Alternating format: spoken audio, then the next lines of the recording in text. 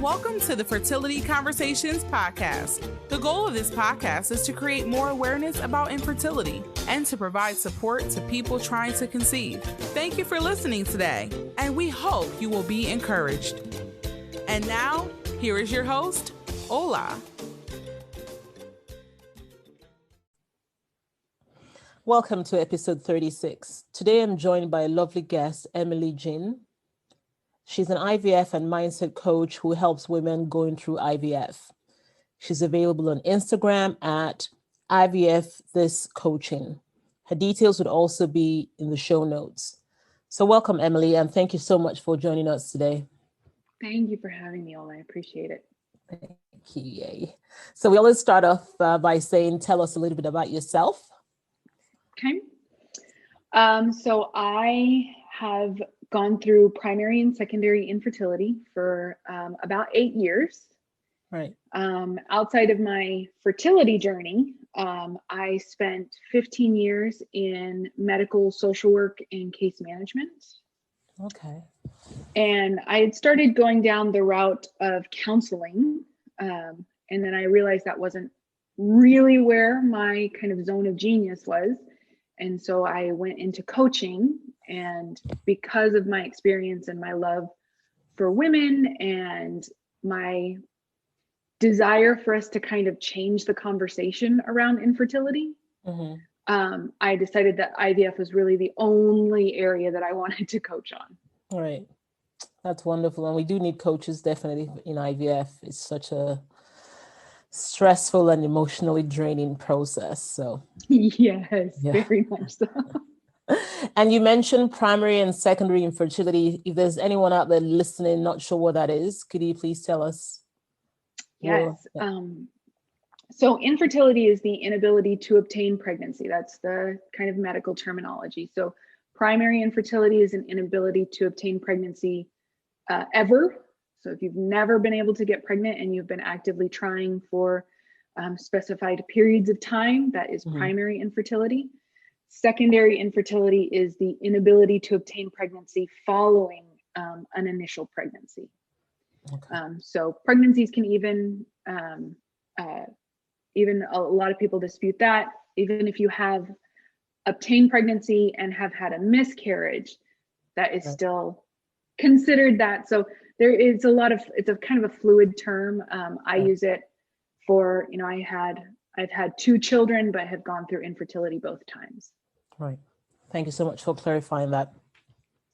And so please tell us a little bit about your infertility journey. I know you've already said you did deal with primary and secondary infertility, but if you wanted to just share a little bit more about your journey. Yeah. So it started in the spring of 2012. My husband and I had been married for about a year, and, we had that conversation. We're so excited to start. And like so many of us, my assumption was that I would be off the pill for a couple of months and it would be no problem. Exactly. Because we're never taught that there could be problems. We're always taught how to prevent pregnancy. Yes, right. And so we'd spent about a year trying, and I went to my OBGYN for our annual visit, and I very strongly advocated for myself. I think there is a little bit of hesitance on the part of OBGYNs to really push for fertility treatments for women who are around the 1 year mark. But I was pretty determined. I said, no, there's something wrong. I need a referral. So we started that process. Through that, we kind of identified that my husband has some sperm quality and motility issues. So I kind of joke that his guys are just kind of standing around looking at each other. They're not going anywhere. They're just hanging out. And then we also identified that I had a very large cyst on my left ovary. It was about 10 centimeters, so about the size of a grapefruit. Wow. At kind of the same time, I experienced what's called an ovarian torsion. So the weight of the cyst caused the ovary to kind of fall over on the fallopian tube. Wow. Very painful. I would 100% not recommend that. Yeah. I had to have an emergency surgery to correct it. And at that time, they kind of drained the cyst, and we thought everything was okay. And we moved to a different clinic. And the first ultrasound I had at the new clinic, this was about 2 months later, the cyst was back, and it was now 12 centimeters. Oh no. And so, yeah, the lab work came back from the first surgery that I actually had what's called a mucinous cyst adenoma. So it's like it looks like a regular cyst on the surface, but it's actually kind of a tumor that, instead of having clear, free-flowing fluid in it like a cyst does, it actually has like this gunky, yucky stuff that we don't need to get into. But it was determined that my left ovary had to go. Wow. So I had my left ovary and my left tube removed, and we were still dealing with the male factor infertility. But against all odds, within the next 2 cycles, we actually became spontaneously pregnant with our oldest son. Wow, that's amazing. Yes. He is our less than 1% chance of getting pregnant spontaneously, and he's just a miracle in every sense. Wow. So then cut to a year later, we knew it was going to take some time, so we started early.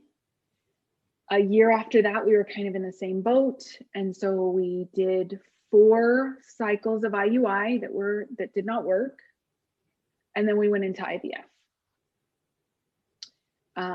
And so we did a full cycle of IVF, and we ended up with 2 genetically normal embryos, and that first transfer was a success with our now 3-year-old son.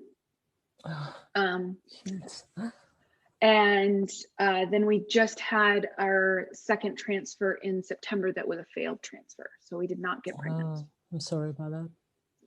It sucks. It just sucks. So that is kind of where we stand. For our personal fertility journey, we're still kind of trying to decide if we want to go through another cycle. You know, we had kind of this, I think a lot of us have an image of what our family looks like in our heads, and that's one of the most painful aspects of infertility. It is. And for us personally, we had a vision of 3 little kiddos. So kind of going through the grieving process, as well as what should we do next, if anything. Yeah. And sometimes people don't understand that, right? Because then to them, people might say, well, you have 2 kids. What does it matter if you don't have, they don't understand the fact that you do have an idea of what you wanted and what you want. So really, there's nothing wrong with you seeking to get that 3rd child like you want. And that still is infertility. So very much so. And I don't think that is discussed enough. I mean, when people tell me that, because people have told me that, you have 2 beautiful boys, you should be grateful. Yeah.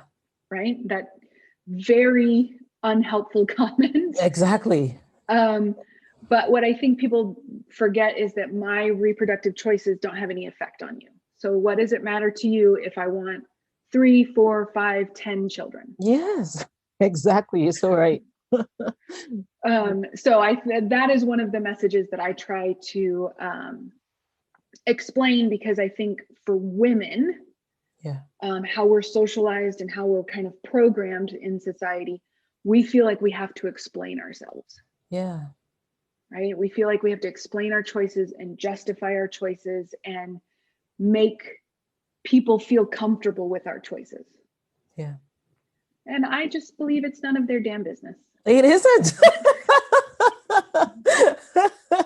I love it. I'm going to say that next time.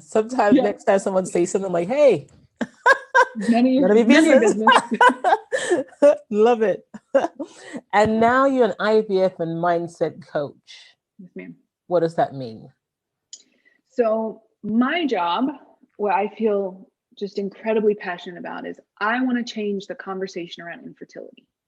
Mm-hmm. There is so much in the infertility community that is very heavy with IVF. I will never dispute that is a painful experience. There are aspects of this journey that are excruciating. Mm-hmm. But the overall experience the fact that IVF for so many of us takes over our entire world, I don't think that that's necessary. So my job, and what I tell all my clients is, we're going to cry, but we're also going to laugh a lot. Yeah. We're going to have pain, but we're also going to figure out how to move through it. A lot of us get stuck in the heaviness of and the IVF, pain. in the pain, right? Yeah. And it's very difficult for us to move through it, because we're not taught about emotions, and we're not taught about processing versus resisting and all of those things. So many of us get stuck, and we can't figure out how to move past it. So all we know is that we're in pain, and that we're like helpless to that pain. Yeah. And so that's where the mindset coach comes in. So my experience in psychology, my experience in counseling, I believe in what's called acceptance and commitment therapy. Mm-hmm. That pain is an inevitable part of your human experience. Right. And as such, it's an inevitable part of the IVF experience. But how do we get to a place where we're not so overcome and at the mercy of our emotions? Yeah. That's what we work on. Wow. That sounds amazing. It's incredible work. I just, right before this, I just finished with a client, and she was talking about how we waited too long. That's a very common thought for a lot of us. Mm-hmm. And what kind of we went through is that what happens when she thinks that, she feels very frustrated. And when she feels frustrated, she kind of goes, this is what our brains do when we latch onto a thought. It goes to work collecting evidence to support that belief. Yeah. Our brains are like detectives. They just find that evidence. Yeah. And so when we get stuck in that frustration, we just create more frustration, right? And so it's almost like you're arguing with reality with this idea of it, we waited too long. Yeah. And so what we kind of got to is a place of, we're already here. Like, we can't go back. We can't change the last 7 years of your life that you've gone through this, 4 years of infertility, and then 3 years of infertility and 4 years of IVF. Yeah. We're not going to be able to change that. And we know that that thought makes you feel terrible. So what if we just accepted that right now, this is where we are? And so that's just an example of some of the mindset work that we do. Wow, that's so important, isn't it? Mm-hmm. Acknowledging where you are right now and what you can do moving forward. Right. We can't rewrite the past, but we do get to decide what we want our future to look like. Beautiful. I love it. And what was your inspiration behind wanting to become a mindset coach? I mean, going from your experience and such a great question. I love that. So when I had started pursuing my clinical licensure in social work, which is what you do to do counseling, I realized that therapy is very retrospective in nature. So it looks a lot to your past to kind of explain things, and it revisits trauma, it revisits experiences. And that's not what I felt was the most useful. That's not how my mind works. Right. I'm a very okay, what do we need to do from here on out kind of person. Mm-hmm. And so when I was first introduced to life coaching, I was like, oh, that's cute. Like, sure. That sounds like a really fake job. And then as I kind of got more experience and more exposure to it, I was like, oh, this is exactly how my mind works. Yeah. Mm-hmm. And so that was kind of the very start of it. And then because I found life coaching around the time that I started doing IVF. Okay. And so it really helped me throughout my journey, because I was totally pissed off that everyone in the world, it seemed like everyone in the world could get pregnant for free. Right. I know, right? Just hang out, have a nice bottle of wine, and hey, Mate. Right. That was a big thought for me that I had to work on. And it got to a place where I could accept, like, that is their journey. Like, sometimes this is unfair. Yeah. And it does, but it doesn't mean that I have to suffer with that thought, because it's a very painful thought. Other people can get pregnant and it's not fair. That's a very painful thought for all of us. Yeah. And so I just, that through the work and through my exposure with life coaching, I realized, okay, I don't have to hold on to it. It's totally fine. Wow. So. I can already see some of the benefits of using an IVF coach, but from what you've been saying and, helping people to navigate that journey and acceptance and deciding what to do going forward. And of course, like you said, not dwelling just on the pain, but also laughing about it and seeing what you have and what you can do to get to what you want. Right. But if there's someone out there listening, wondering why to use an IVF coach and what are the benefits, can you share more about that? Yeah. So infertility, a lot of people, when they start talking about the emotions of infertility and the thoughts that we have about it, a lot of people get kind of urged and pushed towards therapy. Yeah. There's nothing wrong with therapy. I have gone through therapy myself. From my personal experience, when I was doing therapy at the beginning of infertility, it wasn't really beneficial to me. Like, I kept telling my therapist, I don't need to look 10 years ago or anything like that to figure out why I feel like crap right now. Like, I just feel stuck. I just feel stuck in this cycle of pain, and I want to get out of that. And so I didn't particularly find therapy that helpful. And so I think if you're one of those people, if you just feel stuck is a big word in coaching, because that's kind of a red flag that that's someone who could really benefit from it. Another thing is, you just want, you don't have any trouble functioning. So a lot of therapy is so I use the analogy between coaching and therapy is like a team doctor on a sports team and the coach on the team, right? The team doctor comes in if the player is injured and they can't play. So if you're at home and you can't function, you're crying uncontrollably, you've got intrusive thoughts, you have thoughts of harming yourself or someone else, coaching is not where you need to be. You need to be with a therapist. But if you're able to live your life day to day and you can do all the things that you kind of want to do, but you still experience like sadness and a lot of these feelings, and you just want to feel better, then coaching is probably a more appropriate avenue for you. Wow. Thank you for explaining that, because I always wonder myself as well. People say therapy, coach, right. Which one should I be actually accessing? So thank you for sharing that. And of course, in fertility, in IVF, there's a lot of anxiety. So I want us to spend some time talking about that and see that, so much of us experience anxiety. I did. I'm sure you probably did. I mean, I'm not sure. Had anxiety as well. So what is your take on anxiety? Oh, such a great question. So anxiety, as our culture experiences it, just like any uncomfortable emotion, sadness, grief, loss, anything like that, we think that if we experience something like anxiety, that something has gone wrong. Yeah.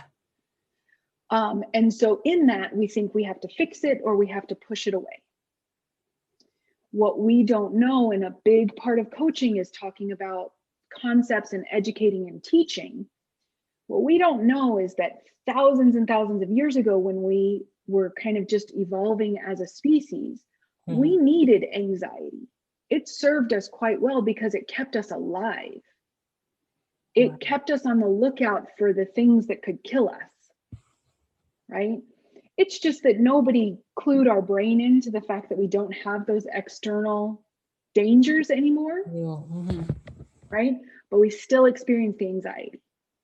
So anxiety, one of the primary things that I like to remind my clients is that anxiety thrives on vagueness, uncertainty. So that's when we experience it the most, when we're kind of in this flux of, I don't know what's happening. And so when we don't know what's happening, our brain goes to work on all of the worst case scenarios possible. Yes, I know that. Yes.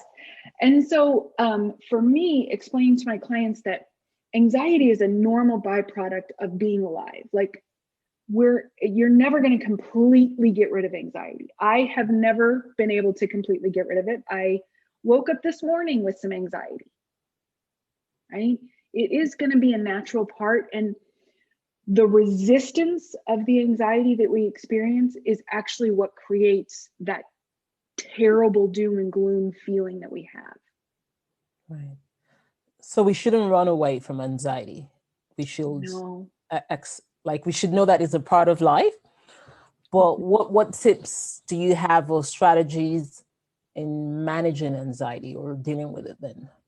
Yeah, so my 3 kind of primary things that I always offer my clients. So the first one is make friends with it, which I know sounds so counterintuitive, and nobody's like, that is not a friend I want to have with me. I know. But the idea of making friends with it is you're not resisting it, right? You're understanding that it is a part of your life. It's a part of your experience for whatever situation you're in. And when we resist it, like I was saying, it actually makes it bigger. So I want you to think of like trying to shove a beach ball under the water. Right. Doesn't matter how hard you try. It doesn't matter how strong you are. The moment that you release your hands, the ball is going to come flying up even higher, smacking you in the face. Right. And that's what happens when we resist it. So when we make friends with it, it's almost like if we're envisioning the pool, you're actually just like holding it on top of the water. Like, yes, you're here, you're with me. I don't have to push you away. And you can just sit with me. Sit with it is one of my favorite just 3-word sentences because we don't just allow ourselves to sit with it. Wow. And so that's my first one. We got to make friends with it. The second one is to know what creates anxiety. So just like any other feeling, this is my belief, and it's based in cognitive behavioral sciences. So our feelings are created by our thoughts. So if anxiety thrives on vagueness, and in the vagueness, we kind of create all these terrible scenarios that are going to happen, right? Those are our thoughts, and that is what is feeding anxiety. So for a lot of us, a thought is, this isn't going to work. Yeah. You walk into your IVF cycle, you're like, this isn't going to work. My body's not going to respond to the medication. They're not going to get any follicles. If they do, the follicles aren't going to fertilize. If they fertilize, they won't make it to day 5. If they make it to day 5, they won't be normal. If they are normal, my transfer won't work. Yeah, those thoughts, Right? All of them. They can happen all at once, or they can happen just kind of as you kind of go along through the journey, but they're going to be there. Yeah. And so what we do is we go to a place where we understand that there is you. So there's Ola, and then there's Ola's thoughts, and they're 2 separate things. Yes. Right? And so Ola's thoughts are just sentences in her brain. Okay? The sentences in my brain are what is creating the anxiety. So when we have that thought, it's not going to work, that creates a lot of anxiety for us, right? But we're going to give equal airtime with, but it could work. Yeah. Right? We're going to allow ourselves to keep that thought because it's not a problem that the thought is there. The problem comes when we believe the thought. That's what feeds the anxiety. That's why we get into that spiral. But if we give equal airtime to, but it could work, it might work, it's possible it'll work, kind of changes the narrative. It slows things down for you so that it doesn't become so consuming with that anxiety. So that's the number 2. We know what creates it. It's a sentence in our brain. And then the third step is observe it. And that's the sit with it part. Yeah. So observing it is like going to a place where this is one of my favorite. If an alien came down to the earth and is like, hey, what is this anxiety people talk about? What is it? What is that thing? Yeah. So then you would describe it to them. So for me, when I woke up this morning and I was feeling anxious, this is what I would have told the alien. It feels like it's in my chest and it feels like my heart's really racing.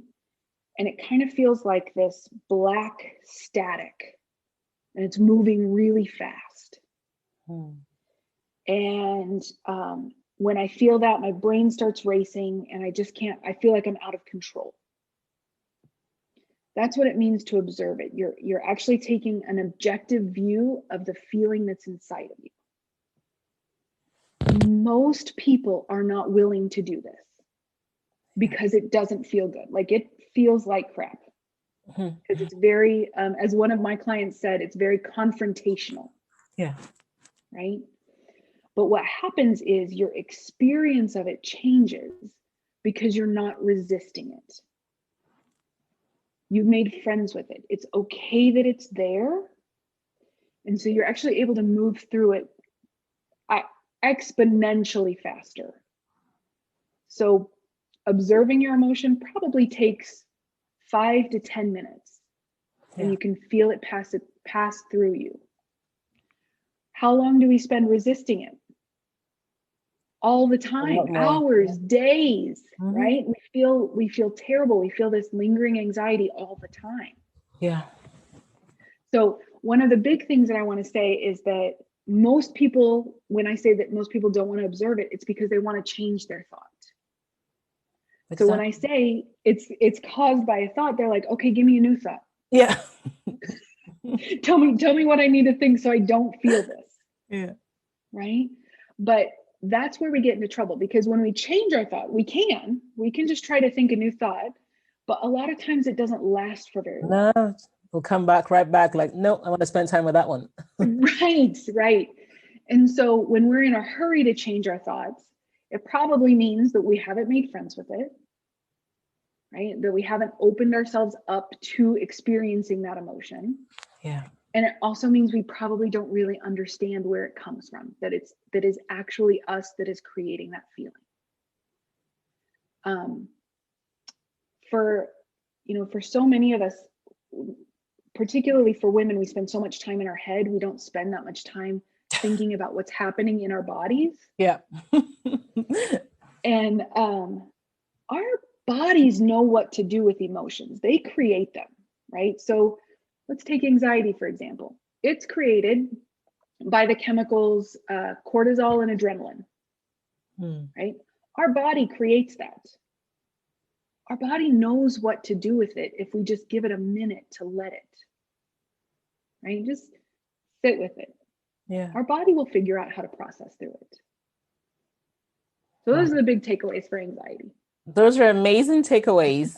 I love them. I've been thinking of them, I'm like, wow, I never saw it that way. That's a good way to look at it, to sit with it, to allow it, and to balance. I think balance is important, like you noted. Just confronting it. Because I'm always trying to switch the thought. I'm like, okay, I'm going to change my thought now. And then as soon as I try to change it, the last thought comes back. No, I want to spend time with this one. This is where is where my mind is.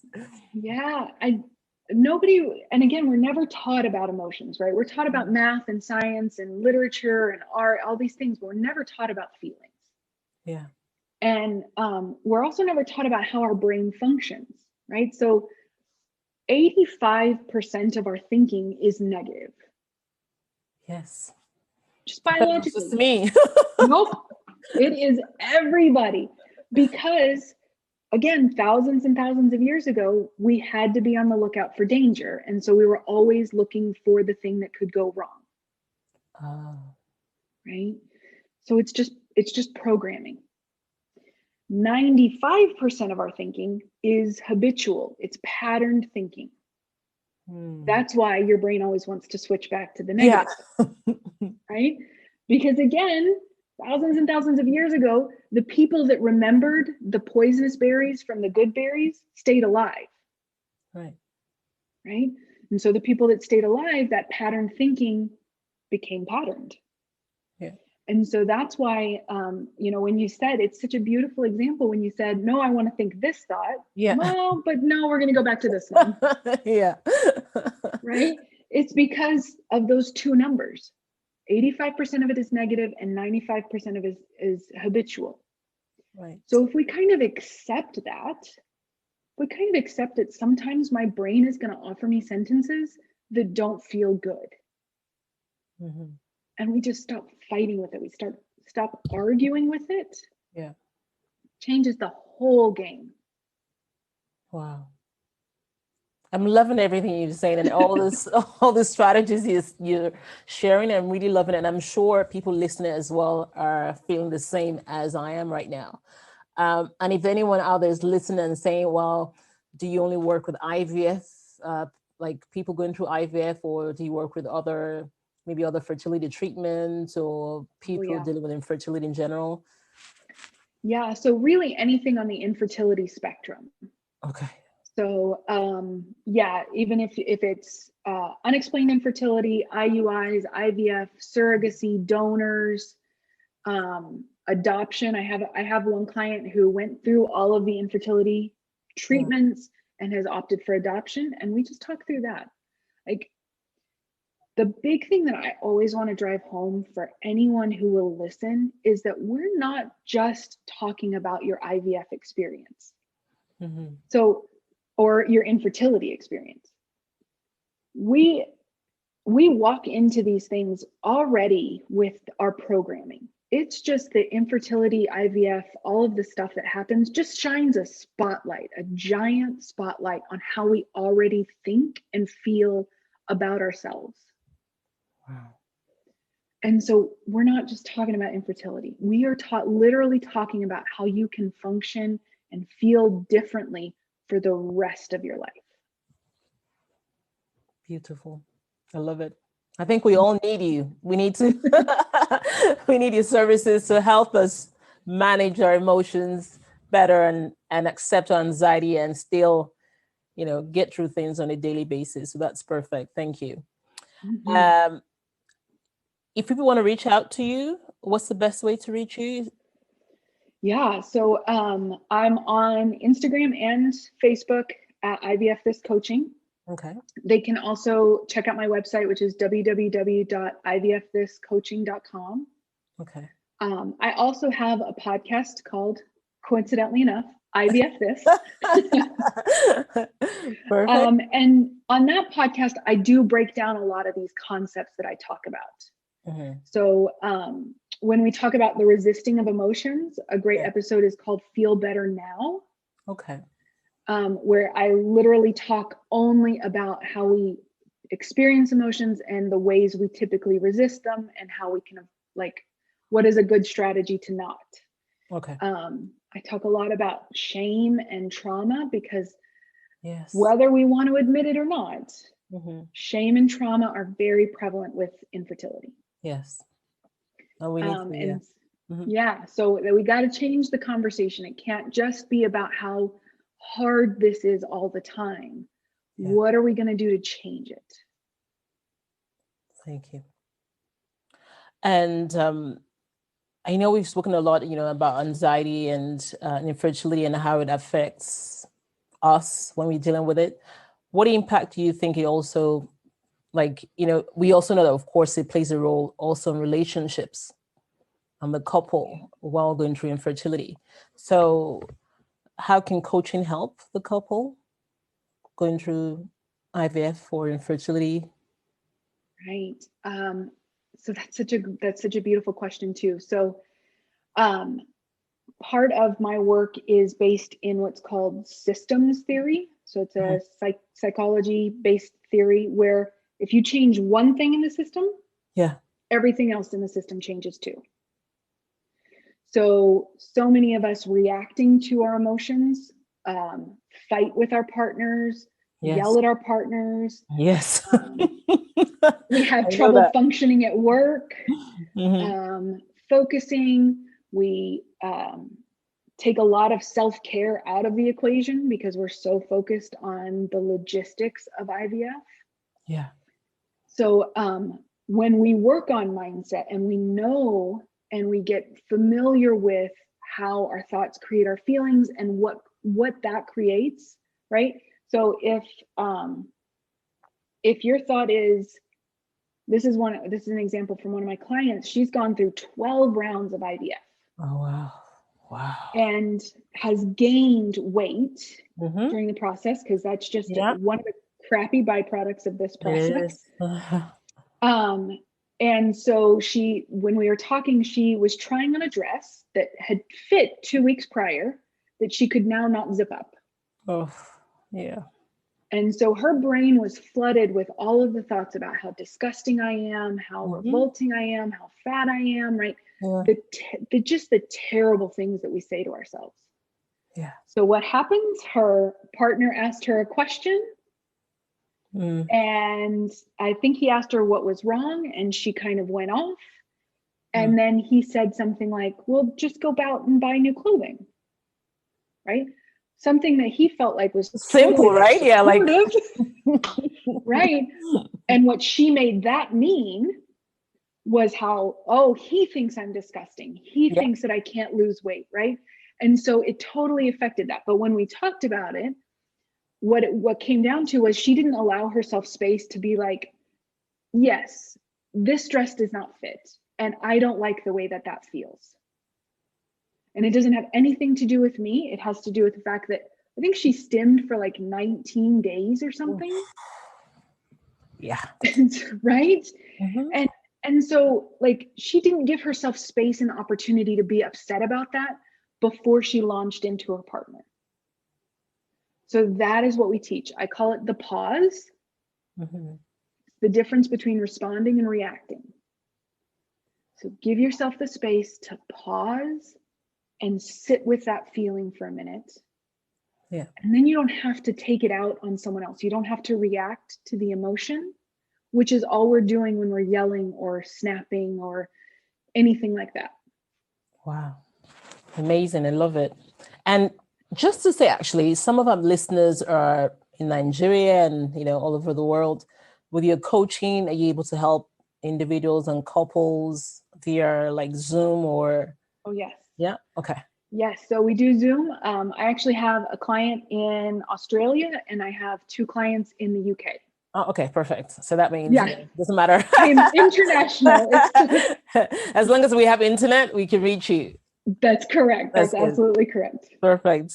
Because we need you right now. Like I've been hearing you've been dropping so much amazing, wow, strategies, advice. You've said all the things that, you've touched on a lot of things that I've wondered about and struggled with. So I'm sure many others listening as well feel the same.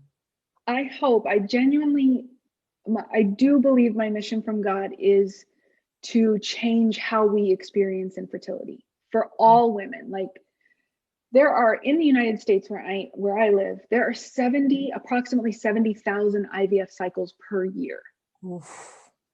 That's a whole lot. 1 in 8 couples experiences infertility, right? Yeah. This is not something that doesn't exist. Just because we don't talk about it, because people are uncomfortable and it's something that should, we have kind of a prudish society and it's something that should be between the partners and just stay quiet, doesn't mean it's not happening. And so if we can really reframe that there are parts of this that hurt, but not the entire experience. It doesn't have to be your entire life that hurts.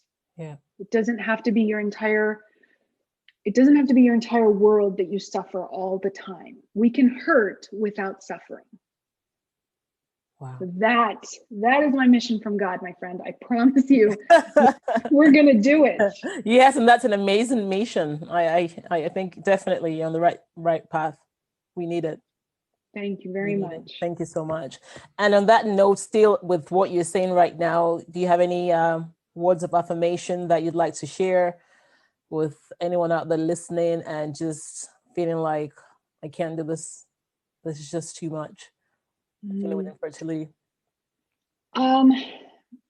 So the biggest thing that I want to offer is that it is okay to feel that way. Mm-hmm.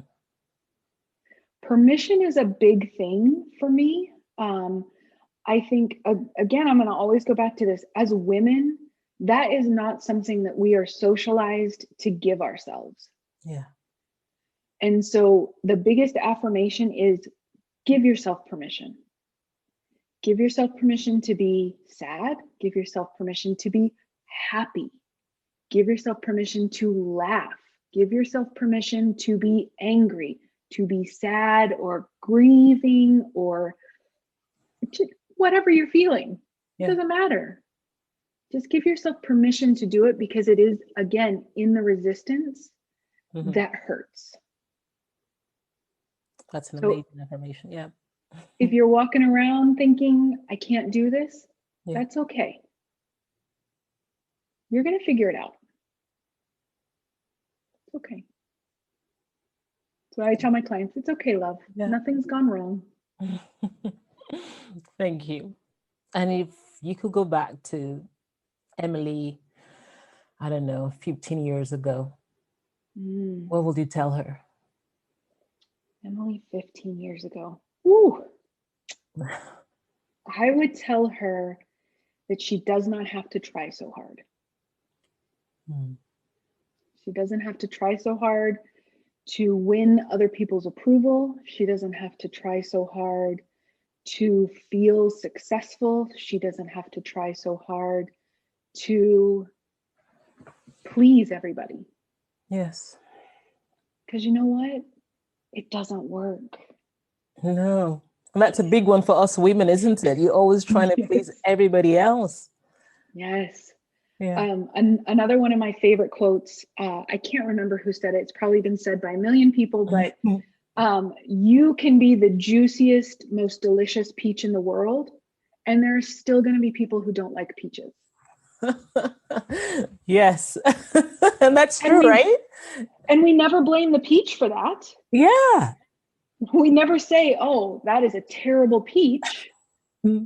We just say, oh, you don't like peaches? Okay. Okay. Let's, move on. You want an apple?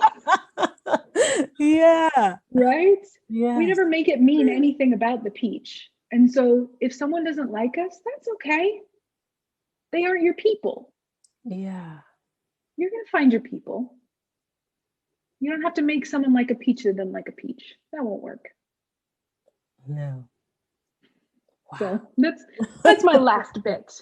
It is, and it is amazing. It is a great way to look at things. Like, you're so right. You don't have to make everyone like you. And it's right. Like, if you don't like peach, you don't like apple, then hey, eat another fruit, and that's fine. Right. We got a lot of them out there in the world. Yeah. You'll find it. Thank you so much, Emily. It's been amazing having you on here on this show today. I know I have been blessed. I have learned so much. I'm sure many listeners have and want to reach out to you. So we'll definitely be doing that. Thank you for your mission from God, because it is an amazing mission for us women and for people around the world. We need to be able to sit with our pain, like you said, allow it to be, and then also not spend, just as we're feeling the pain, we can also feel the joy and laugh in that time and work on how we can move forward. So right. Thank you so much for this. Thank you. I adore you, and I adore this podcast. So this is a dream come true to get to sit on it. Thank you. Well, thank you so much for reaching out, and we look forward to having you again in the near future. Oh, I would love that. Thank you. Thank you so much. Thanks for joining us this week on the Fertility Conversations podcast. If you enjoyed this podcast, please give us a 5-star rating and subscribe. Follow us on Instagram at Fertility Conversations. If there are any topics you would like to have discussed, please send an email to fertilityconversations@gmail.com. Be sure to tune in next week for our next episode. Thank you again for listening. Take care of yourself and do stay hopeful.